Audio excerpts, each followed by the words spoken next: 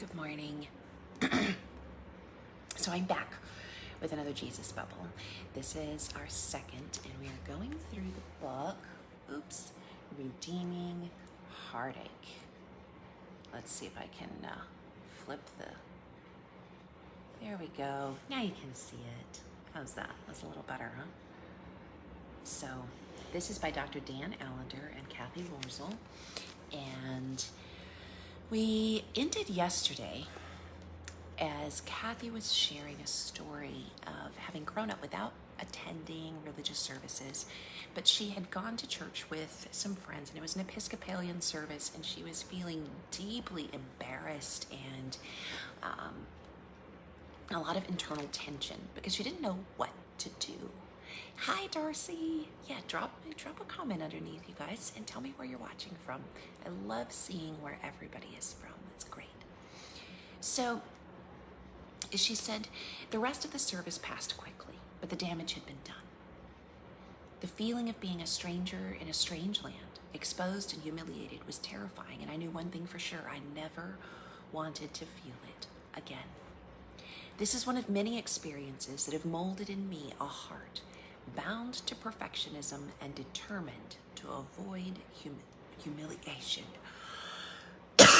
Excuse me, guys, my voice still jacks up sometimes.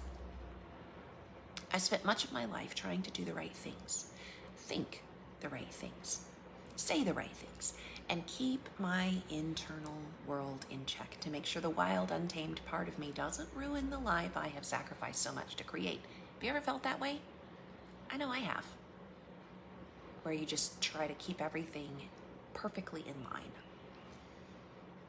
The war between being good, doing good, and my true human self that can never be good enough has been raging for a long time. I have tried to manage the war, Kathy says, with just enough authenticity to seem true, but just enough self-protection to remain intact.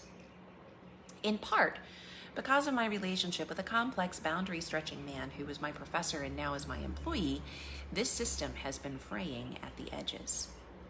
I find myself being compelled to authentically engage the aching parts of me that were asked to perform in order to belong.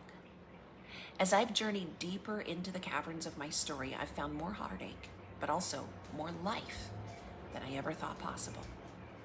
All of us have stories of shame and trauma that have marked out our journeys. Some of these stories are shattering. Others may seem relatively inconsequential. But trauma shifts our landscapes like an earthquake. And often the secondary effects are more destructive than the initial quake. The debris can involve pictures that fall off the wall or entire homes swallowed. More often than not, we fail to recognize the seriousness of our wounds or the impact of living in a fallen world. But every human being, past, present, and future, lives east of Eden, where failure, harm, and death are inescapable. We long to return to our first home, a place of shalom, where we can enjoy perfect equanimity and connection with God, ourselves, others, and creation. But re-entry is forbidden in this life. This doesn't keep us from trying. We encounter injustice, loss, and heartache every day. And suffering continually awakens us to the truth that we are not at home. And the impact of tragedy inevitably breaks through.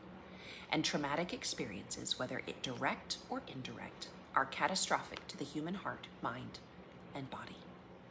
In our efforts to flee the suffering and evil in this world, we erect barriers to protect ourselves from the shattering of shalom. We often are taught to ignore or minimize our suffering. However, turning a blind eye to suffering exacts a price. We can either deal with it or wait until it affects our health, marriages, friendships, work, and relationships with God. I have come to believe it is through the engagement of sorrow that God is known, and our purpose on earth is best understood. We write this book to invite you to explore your story with integrity rather than denial or platitudes, to discover the stealthy means you have utilized to find your way back into Eden. None of us can escape trauma or harm, but we can decide who we will become as we sort through the aftermath. But first, consider common ways we all tend to escape the reality of trauma and harm. Getting busy when we feel anxious by vacuuming or organizing our piles. That one's me. I like to organize and clean when I'm stressed. Binging on a Netflix series and forgetting what happened in the previous episode. Flipping from one website to another with no purpose in mind. Forgetting why we got up to go to the kitchen midway through going there. Reacting to a slight far more strongly than we know is actually reasonable. Worrying about a coming event even though we know there's nothing we can do about it. Perseverating on something we said to someone and regretting our words. Nursing the hurt we feel while also blaming ourselves for being too sensitive. It is common to minimize the hurt we feel and find ways to cover over our struggle. We want you to be willing to struggle with what has broken your heart. But far more, we want you to be amazed by what your story can enable you to create. There is a way to move from harm to hope, from trauma to healing. Your deepest losses are the context in which you can become your true self. We all struggle. We all seek comfort. Dan and I, Kathy speaking, invite you on a journey that will engage you in a mystery. Goodness. Sorry guys, the proportions of which words can only hint at. There is also beauty ahead. If you will press on, we believe you will come to know and bless the journey and find a meaning in it that only seeing it with new eyes can provide. There's freedom and joy in living well in a broken world with complex people for a purpose far greater than you can ever imagine. And each of us is meant for this. The greater good uniquely crafted from our story that reveals more of God's glory. You will recognize the 3 biblical archetypes we cover in this book and their similar paths of healing. And it's that hidden knowledge in your heart we most hope that you will come to trust. I think we'll stop there today.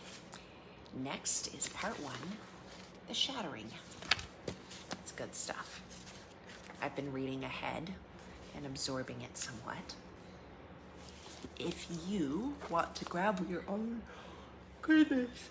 Oh, I always yawn when I do these. I'm sorry, guys. If you want to grab your own copy, the link is in the caption.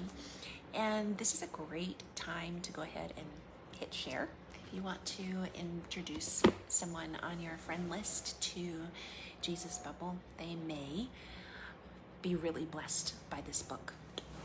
Drop me a comment, tell me what you think, and we'll see you tomorrow.